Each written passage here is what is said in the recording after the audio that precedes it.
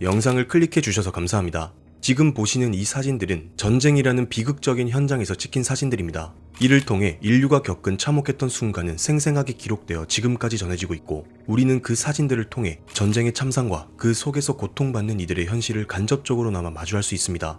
그런데 포탄이 날아다니고 총탄이 빗발치는 전장 한가운데서 도대체 누가 이런 위험을 감수하고 셔터를 누르고 있는 것일까요? 그리고 그들은 목숨을 걸면서까지 도대체 왜 이런 사진들을 찍고 있는 것일까요? 그래서 오늘은 전쟁 사진의 역사와 그것들이 가지는 의미가 무엇인지 알아보는 시간을 준비했습니다. 바로 시작해보겠습니다. 군대를 따라서 전쟁터로 나가 전장의 순간을 기록하는 사람들이 있습니다. 우선 가장 많이 알려진 사람들이 바로 종군 기자들입니다. 이들은 보도 목적으로 전쟁터에 파견된 전문 기자들이죠. 글과 기사로서 보도하는 것을 목적으로 하는 종군 기자 외에도 사진 보도를 목적으로 하는 사진 기자, 전쟁 사진가들도 있습니다. 그 외에도 군부대에서 사진병을 두거나 공식 사진가를 섭외할 수도 있겠죠. 그리고 요즘은 예술가 혹은 다큐멘터리 촬영팀 등이 어떠한 목적을 가지고 전쟁터에 뛰어들어 허가된 장소에서 촬영을 할 수도 있을 것입니다. 이들 모두 각자가 가진 목적의 차이는 조금씩 있겠으나 공통점은 위험이 도사리고 있는 전장 한가운데서 목숨을 걸며 인류 역사에 강력한 메시지를 전달하는 존재라는 점입니다. 그럼 이러한 종군 기자 혹은 전쟁 사진가들의 역사는 언제부터 시작되었을까요? 보도, 촬영이라는 것 이전에도 전쟁을 기록하고 묘사하는 사람들이 있었습니다. 고대 그리스로 거슬러 올라가 보면 대표적으로 그리스 페르시아 전쟁을 서술한 헤로도토스, 그리고 펠로폰네소스 전쟁을 기록한 투키디데스가 있습니다. 물론 그 당시의 전쟁 기록은 역사와 문학의 영역에 가까웠죠. 그 뒤로도 쭉 전쟁은 여러 가지 형태로 기록되었는데 각국의 왕실 연대기 혹은 직접 참전했던 인물들의 회고록 또는 당대 화가들이 그린 전투 장면 등으로 전해지곤 했습니다. 대표적으로 네덜란드 출신의 화가 윌렘 반 데벨데는 직접 배에 올라 해전을 그리는 화가로도 알려져 있습니다. 그리고 이러한 전쟁 기록자들의 기록 형태가 획기적으로 전환되는 시점은 19세기 인쇄술의 발달과 함께 신문이 대중화되면서부터입니다. 이 시기 보통 현대적 의미로서 최초의 종군 기자로 꼽히는 인물이 바로 영국 출신의 윌리엄 하워드 러셀이라는 인물입니다. 그는 크림 전쟁 당시 타임즈의 특파원으로 활동하며 전장의 실제 상황을 취재했고 영국군 지휘부의 무능과 병사들의 고통을 언론을 통해 영국 사회에 생생히 전달했습니다. 이때부터 종군 기자들은 과거에 행했던 영웅담 중심의 전쟁 기록에서 벗어나 전장의 실체를 파헤치는 언론인으로서의 모습을 띠기 시작했습니다. 이후 19세기 말에서 20세기 초를 거치며 점차 사진 기술이 발달했고 시각적 자료가 첨부된 전쟁 보도가 본격화되기 시작했습니다. 물론 이때까지만 해도 이들의 역할에는 여러 제약이 있었습니다. 조금 이전인 미국 남북전쟁 당시 매튜 프레디와 알렉산더 가드너는 전쟁 사진가로서 19세기 미국 내전의 참상을 담은 여러 사진들을 남겼습니다. 하지만 이때까지만 해도 기술적인 문제로 인해 생생한 전투의 현장을 담는 데는 한계가 있었죠. 이후 제1차 세계대전에서는 눈에 띄게 발전한 사진과 영상 기술로 인해 전쟁 사진가와 종군 기자들의 역할은 더욱 커졌고 대중들은 더욱 다양한 전장의 기록물들을 접할 수 있었습니다. 물론 인류를 이롭게만 할 줄 알았던 기술의 발전이 대량 살상병기의 출현을 이끌었던 너무나도 끔찍한 전쟁이었죠. 하지만 당시까지만 해도 각국 정부의 엄격한 검열 시스템 속에 이들의 취재와 사진 촬영은 선별되고 필터링되어 국민들에게 보도되곤 했습니다. 영국군은 1915년부터 공식 종군 기자 시스템을 도입했는데 기자들은 군에 소속되어 철저한 검열을 거쳐 보도해야 했고 부정적 표현, 병사들의 사기 저하, 국민의 반전 여론을 끌어낼 수 있는 내용은 삭제 또는 수정되곤 했습니다. 또한 영상들은 허가하에 촬영된 프로파간다 영상들이 대부분이었죠. 이후 또 한 번의 전환점은 로버트 카파라는 인물이 등장하면서부터입니다. 그는 역사상 가장 유명한 전쟁 사진가이자 종군 기자로서 현장의 감정을 실시간으로 포착한 인물이었습니다. 카파 이전에는 앞서 언급한 대로 기술적인 한계와 정부 검열로 인해 자유로운 촬영과 보도가 쉽지 않았습니다. 하지만 카파가 활동한 시기인 1930년대에서 1950년대 사이에는 종군 기자와 사진가들의 역할이 대폭 확대된 시기였습니다. 우선 기존의 무거운 카메라 대신 작고 민첩한 35mm 라이카 카메라가 등장했습니다. 덕분에 카파는 전장의 최전선에서 역동적이고 현장감 넘치는 사진들을 남길 수 있었습니다. 그리고 카파가 유명한 것은 정교하고 전략적이었던 정부와 군의 검열을 뚫고 더욱 강렬한 진실을 전달하려는 노력 때문입니다. 이 사진은 카파를 전 세계에 알린 사진, 쓰러지는 병사라는 이름의 사진입니다. 스페인 내전에서 찍힌 사진으로 병사가 총에 맞아 쓰러지는 장면을 포착한 사진입니다. 사진의 진위 여부는 지금까지 논란이 되고 있으나 죽음을 실시간으로 전달한 충격적인 이미지였고 인류에게 전쟁이란 무엇인가 라는 것에 대한 강력한 물음표를 던진 사진으로 평가받고 있습니다. 또한 카파는 단순히 전장을 찍는 것에 그치지 않았습니다. 군인의 표정, 민간인의 공포, 생존자들의 삶을 생생히 기록했죠. 그는 사진이 찍은 피사체와 감정을 공유했고 그들의 고통을 함께 견디며 기록했다는 점에서 이전의 사진가 종군 기자와는 뚜렷하게 구별된다는 평가를 받고 있습니다. 이 사진 역시 카파가 찍은 사진으로 제2차 세계대전에서 노르망디 상륙작전의 D-Day에 촬영한 사진입니다. 미군 병사들이 오마하 해변에 상륙하는 역사적인 사진이죠. 카파는 물속에서 병사들과 함께 들어가 촬영했고 상륙작전의 긴박감과 공포를 담아내며 전장의 생생함을 직관적으로 전달했습니다. 이 사진 역시 2차 대전기에 찍힌 사진입니다. 나치 독일의 군인과 관계를 가졌다는 이유로 머리를 삭발당한 프랑스 여성이 아이를 안고 있는 사진입니다. 이 여성의 모습은 예수를 안고 있는 성모 마리아를 연상시킨다며 피해자의 존엄성 회복을 보여주는 상징적인 장면으로 평가받았습니다. 카파는 그 외에도 다양한 전장의 참상을 전달하기 위해 전 세계를 누빈 종군기자 혹은 전쟁 사진가의 상징과도 같은 존재가 되었습니다. 이렇게 카파가 열정적으로 전쟁 사진을 남긴 것은 그의 개인사, 특히 상실의 경험이 결정적인 역할을 했다고도 보고 있습니다. 카파의 본명은 앤드레 프리드먼으로 1913년 헝가리 부다페스트의 유대인 집안에서 태어났습니다.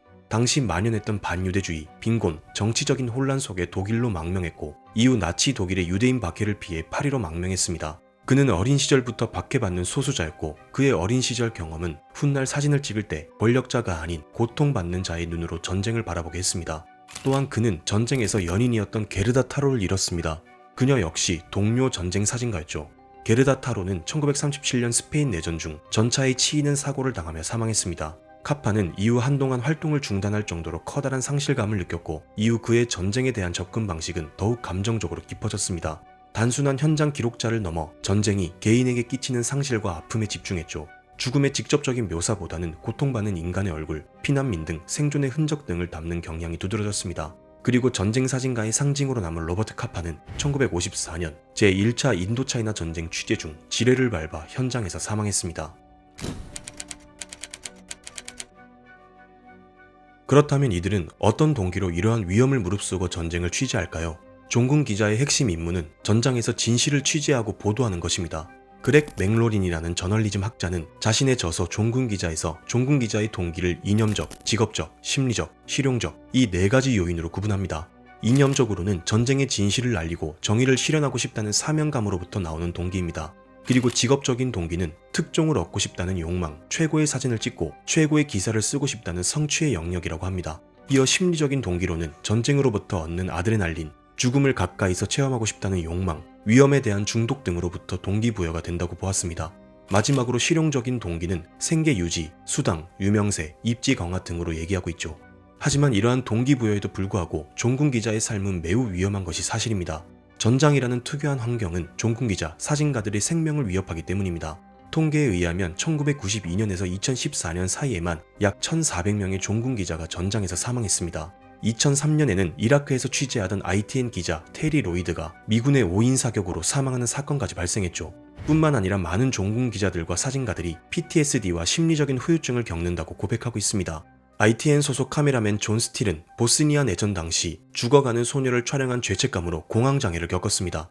그는 카메라를 통해 고통을 응시한다는 것 자체가 영혼에 깊은 상처를 남긴다고 고백했죠. 타임스의 특파원 앤서니 로이드는 보스니아, 시에라리온, 코소보, 이라크 등을 돌아다니고 귀국 후 후유증으로 헤로인에 중독되었다고 고백하기도 했습니다. 이처럼 많은 사람들이 목숨과 인생을 걸고 전쟁을 취재하며 권력의 프레임을 벗어난 현장의 진실을 세상에 드러내기 위해 노력하고 있습니다. 앞서 언급한 로버트 카파의 사진 외에도 역사에 남을 유명한 사진들이 전해지고 있습니다. 이 사진은 너무나도 유명한 사진입니다. 태평양 전쟁에서 있었던 이오지마 전투에서 찍힌 사진이죠. 이오지마 섬에 상륙한 미 해병이 치열한 전투 끝에 수리바치산 정상에 성조기를 개항하는 장면으로 AP통신의 사진기자 조 로젠탈이 찍은 사진입니다.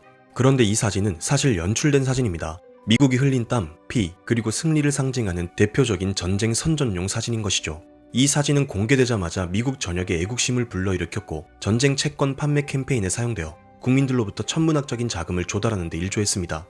이 인물은 유명한 여성 종군 기자 중 한 명인 마거릿 버크화이트입니다. 그녀는 라이프라는 매거진의 대표 사진기자였고 세계 최초의 여성 종군 기자로도 알려진 인물입니다. 그녀는 독소존에서의 사진, 나치 강제 수용소에서 생존 유대인의 모습, 인도 분할 당시 간디의 마지막 모습 등을 촬영한 기자로도 유명하죠. 그녀는 종군 기자라는 직업에 성별 장벽을 허문 인물로 위험한 전장을 누비며 전쟁 속에서 인간의 존재와 감정을 포착했습니다. 그리고 이 사진은 닉 우트라는 기자가 찍은 사진입니다. 베트남 전쟁 당시 네이팜탄을 피해 울부짖으며 달아나는 소녀의 모습을 포착한 사진이죠. 이 사진은 공개되자마자 전 세계에 충격을 안겼고 미국 내 반전 여론을 촉진한 상징적인 사진이 되었습니다. 그는 촬영 이후 소녀를 병원까지 직접 업고 데려간 것으로 알려져 있습니다. 또한 제임스 낙트웨이라는 종군 기자는 세계 보도사진상을 2번 수상한 인물로 르완다 대학살, 코소보 전쟁, 이라크 전쟁 등을 보도한 기자입니다. 그의 사진은 감정이 절제되어 있고 항상 피해자들의 눈빛을 통해 민간인들의 고통을 세상에 알리고자 했습니다. 이 사진은 제프 와이드너라는 기자의 사진입니다. 1989년 중국 천안문 광장에서 한 남성이 탱크 앞을 가로막고 있는 장면을 담은 사진이죠. 이 사진은 중국 정부의 탄압에 저항하는 모습을 포착함으로써 자유와 인권의 중요성을 알린 사진으로 평가받았습니다. 이 사진은 토드 하이슬러라는 사진 기자가 2005년 이라크 전쟁에서 찍은 사진으로 미국 병사의 시신이 비행기로 귀환될 때 관 속의 병사에게 애도를 표하는 군인의 모습을 담았습니다. 전쟁의 영웅담이 아닌 죽음 이후의 조용한 애도를 표현하며 전 세계인들에게 감동과 메시지를 안겼습니다. 지금까지 종군 기자, 전쟁 사진가들의 역사와 함께 그들이 남긴 유명한 사진들을 보았습니다. 사실 전장에서 사람들의 고통과 죽음을 찍는다는 것을 두고 이것을 기록으로 볼 수 있는 것인가, 인간의 고통을 착취하고 소비하는 것이 아닌가에 대한 논쟁이 따라다니기도 합니다. 고통받는 이들의 동의 없이 촬영하는 것이 적절한지, 사망자가 노골적으로 노출되는 것이 맞는지, 또한 이러한 자극적인 사진들을 소비하면서 대중들도 이러한 참상에 관해 무감각해지는 것이 아닌지 등 다양한 주장과 생각들이 존재하는 것도 사실이죠. 실제 종군 기자들 역시 내가 이걸 찍는 것이 맞는 행위인가라는 내면적인 충돌을 자주 겪는다고 합니다. 하지만 이런저런 논란에도 불구하고 종군 기자들은 진실을 알리기 위해 목숨을 담보로 전장에 뛰어드는 소중한 존재들입니다.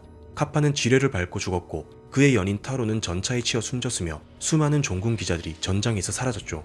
이들의 선택은 전쟁을 미화하고 해석하고 이해하려는 것이 아닌 전쟁을 살아낸 이들의 고통을 잊지 않기 위함이었습니다.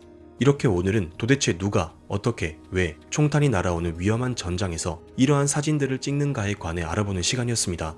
다음에도 흥미로운 역사를 들고 찾아오도록 하겠습니다. 시청해주셔서 감사합니다.